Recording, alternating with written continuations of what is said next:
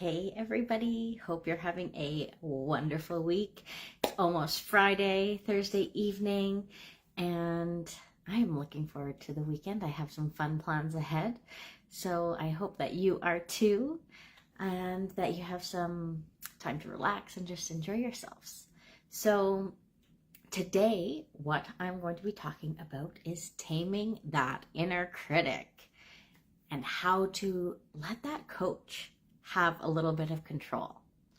So I know you've all been anxiously waiting for this video because learning this skill is so helpful to have. It's really changed my life.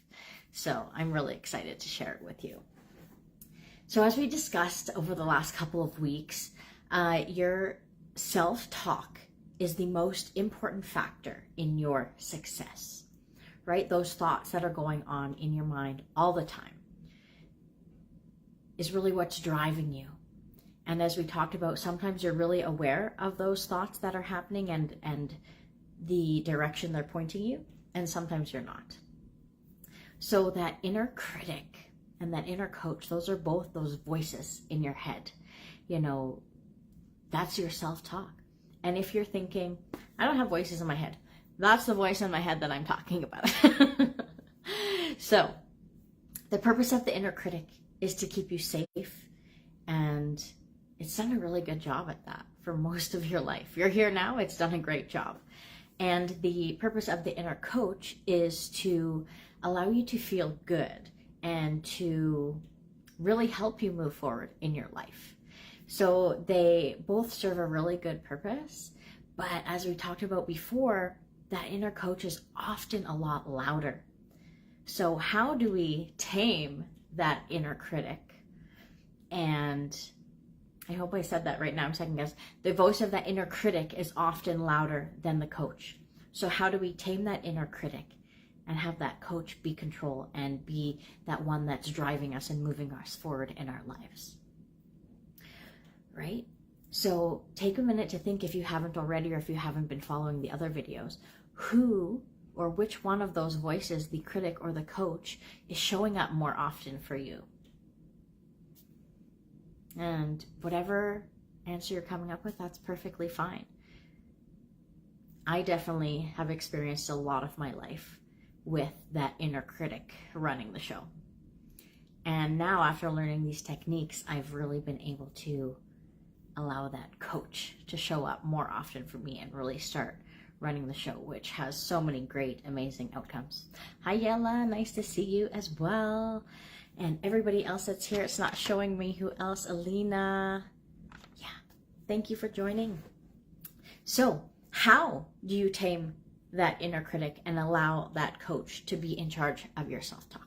Well, there's a couple of things that you can really do, starting with acknowledging your thoughts and acknowledging the emotions that go along with it, because this is not about pretending like they don't exist, because that doesn't work.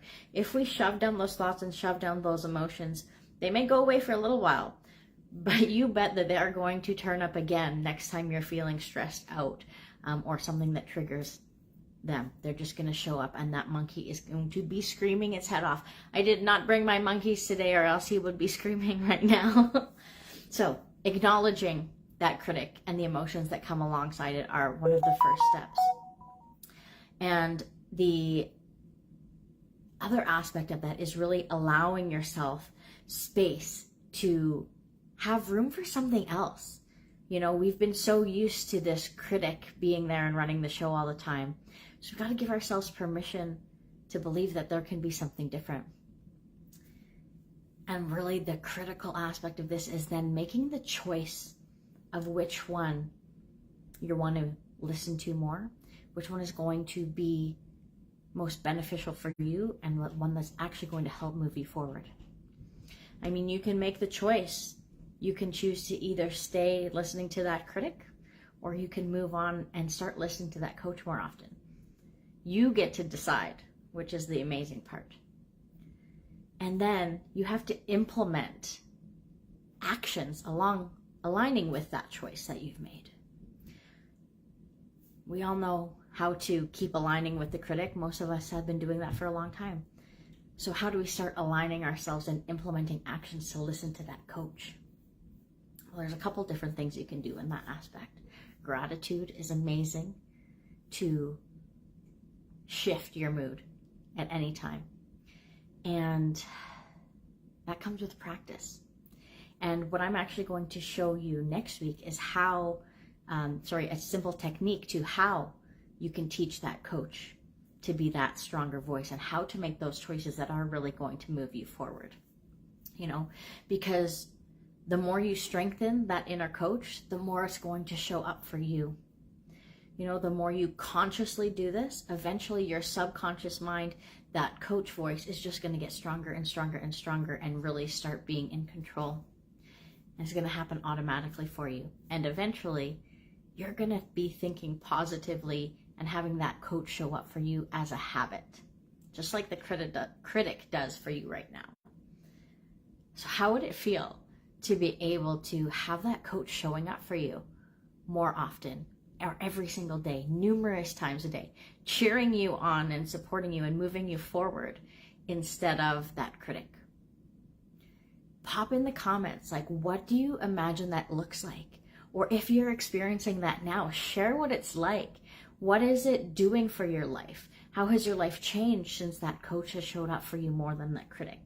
I would love to hear. So please share. And definitely jump on my live next week as well, because that's when I'm going to actually do a demonstration of a quick and easy technique that you can do to train that coach to show up for you more often. It's simple, easy, and you can do it anywhere, anytime. So I can't wait for that. Thank you all for joining me. Don't forget to share in the comments what it's going to be like for that coach to show up for you all the time. I can't wait to hear him. Bye, guys.